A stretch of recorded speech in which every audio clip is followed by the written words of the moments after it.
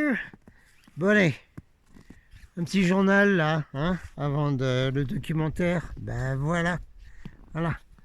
Alors, oui, bon, 4 centimètres de poudreuse tombée cette nuit. Ça va pas loin ça, hein. Mais non, ça va pas loin. Oui, bon, sapin de Noël avec un peu de neige dessus. Ouais, bon, alors. Oui, hein. Dans l'information, il y a ça.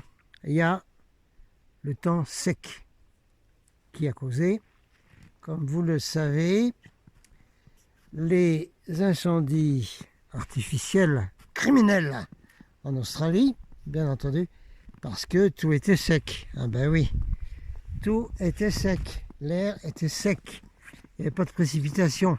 Voilà. Alors après, on peut envoyer des rayons de la mort des satellites, là, les lasers, bon, il y a des noms et tout ça. Hein. Ouais, cherchez, il y a plein de gens qui ont fait des infos là-dessus. Hein. C'est pas un problème, ça. Bon, alors, ici, dans les Pyrénées, depuis presque mi-décembre, c'est un temps anormalement sec. C'est sec. La météo dit, ah bah ouais, c'est sec, alors, voilà, alors, ça va pas pour les stations, la neige, là, ça va pas, c'est sec. Voilà, il y a du temps sec, donc il n'y a pas de précipitation, donc c'est parce que c'est sec. Ah oui, ils sont vachement évolués, hein, les mecs et les dames, la météo. Hein, ils vont même pas rechercher par eux-mêmes pourquoi c'est sec. Hein. Eh bien, parce que dans les chemtrails, il y a des métaux lourds et des tas d'éléments qui assèchent l'atmosphère, qui empêchent la formation de l'eau, qui empêche la précipitation de l'eau dans l'atmosphère, ce qui fait qu'il n'y a pas de précipitation. Hein. Donc il n'y a pas d'eau qui arrive en bas, et sur les montagnes il n'y a pas de neige non plus. Voilà ce qui arrive. Hein. C'est pour ça que c'est sec comme ça. Et personne ne va donner la vérité. Hein. Voilà, c'est tout. Il y a un gars de la météo qui a essayé de le faire, et puis il s'est fait virer, quoi. Il a fait un livre, bon, voilà. Viré, complet. Je voulais vous parler un peu de FR3, je sais pas pourquoi. Pourquoi je vais parler de FR3 ? Parce que j'ai fait mon stage de JRI, journaliste reportage d'images, formation à FR3, avec des gens de FR3 Montpellier. Voilà. Allez, on va se balader un peu par là. Et puis, je vous ai déjà expliqué hein, comment ils font des équipes. Alors voilà, ouais, alors l'équipe 1, elle va aller sur le marché, hein, Montpellier, et puis elle va nous ramener les images les plus moches possibles, les plus débiles possibles, les plus cinglées possibles, et puis des réflexions des gens complètement idiotes sur le vendredi 13. Et alors donc comme ça, à la table de montage, salle de montage, on va faire un documentaire pour démontrer que les gens qui croient au vendredi 13 ou que le chiffre 13, c'est tout des conneries. C'est débile complet. Et puis l'équipe numéro 2 va prendre toutes les images positives avec des gens qui parlent bien, qui expliquent la symbolique du chiffre 13, etc., etc. Et puis à la table de mixage, là, on fera un bon documentaire bien positif sur le vendredi 13. Voilà. Et puis après, on donne ça à notre rédaction, à nos chefs là, hein, chefs qui sont contrôlés hein, par les autorités, hein, même télévision soi-disant nationale, hein, vous rigolez ou quoi ? Ben alors. Et puis comme ça, les rédacteurs en chef, les directeurs de la chaîne, quoi, du merdiaque, quoi, eh ben ils vont décider, ah ben on va passer le documentaire positif. Non, on va passer le documentaire négatif, là, parce que comme ça, les gens qui sont dans les trucs occultes et tout, ça va les rendre ridicules complets. Voilà. Alors il y avait ça. Vous vous rappelez aussi France 2. Bah, France 2, c'était aussi du top niveau. Hein, mais c'est des menteurs, c'est incroyable ça. Vous vous rappelez, je vous l'ai déjà dit, il y a pas 2 ans, je crois, en été, les vacances des présidents, avec Poutine qui chassait la tigresse en Sibérie. Hein, et on le voyait tirer avec un fusil, et puis on voyait la tigresse par terre, et puis etc.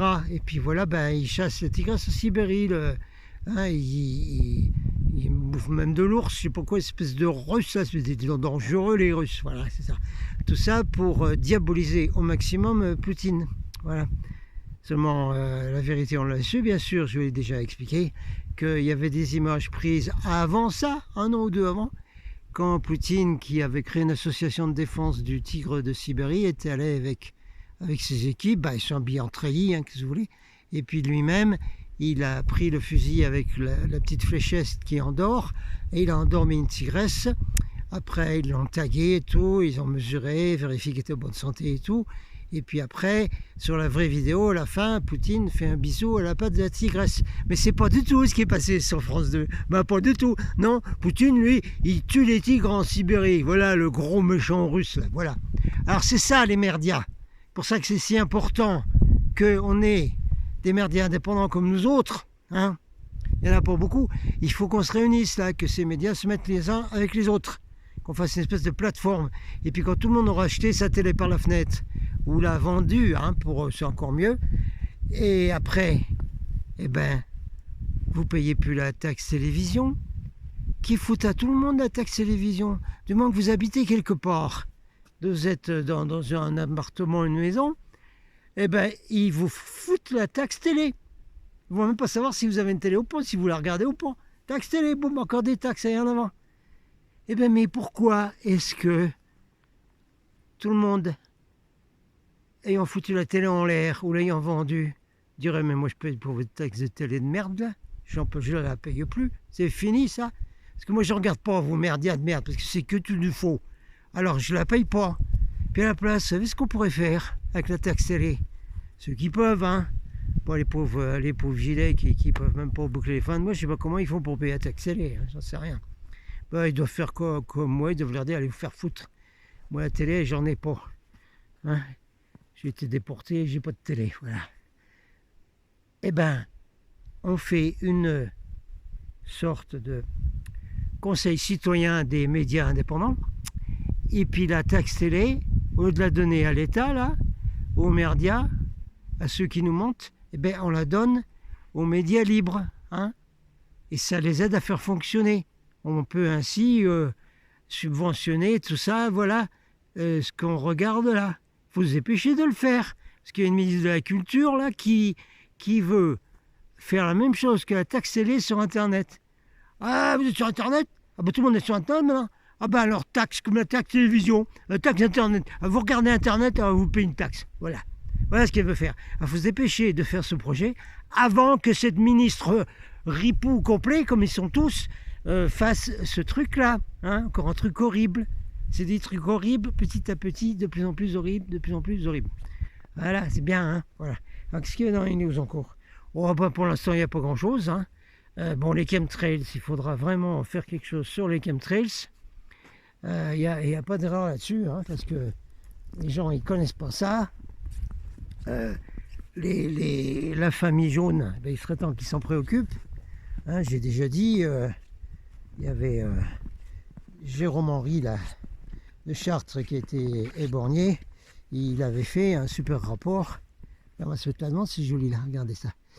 Il avait fait un super rapport de tous les points que les gilets jaunes devaient régler dans cette société qui marche à l'envers. Dans le deuxième coin, il y avait les chemtrails. Hein. Alors il faut que la famille là, s'informe sur les chemtrails et qu'on leur fasse des explications. Et il faut faire ça, il n'y a rien à faire, il faut se dépêcher. Parce que les chemtrails, en effet secondaire à tout le reste, ça endort les gens, ça leur nique leur cerveau, et avec l'aluminium par exemple, ça les rend susceptibles aux suggestions. Donc après, toutes les suggestions contrôle mental qui passent par la télé et les merdias, et par les discours et par tout ce que vous voulez, après ils font plus rien. Hein. On leur explique et puis c'est des bons esclaves.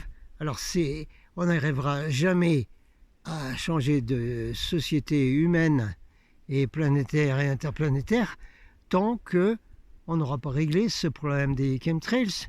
Il suffit de sortir de l'OTAN, hein, et de dire il n'y a plus d'avions de l'OTAN et d'avions américains qui survolent et qui épandent vos produits mortels là. C'est terminé.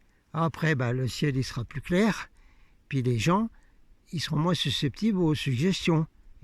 On pourra moins leur laver le cerveau, ils pourront s'éveiller. Voilà.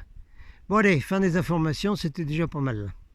Après, on va refaire des documentaires.